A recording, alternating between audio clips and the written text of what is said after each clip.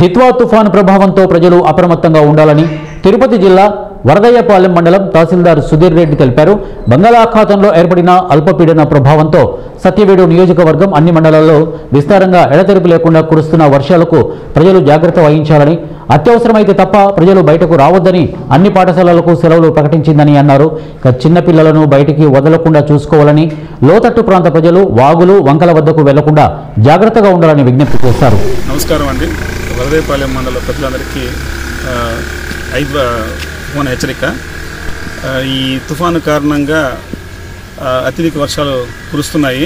So దయచేసి ప్రజలందరూ కూడా ఇంటి పట్టునే ఉండాల్సిన అవసరం ఉంది. ఎక్కడైనా వాగులు వంకల దగ్గరికి వెళ్ళి పిల్లల్ని దయచేసి వదలొద్దండి. పశుపక్షాదులను కూడా ఈ 2 రోజులు సరైన జాగ్రత్తలు తీసుకోవాల్సిందిగా మండలాన్ని కోరుతున్నాను.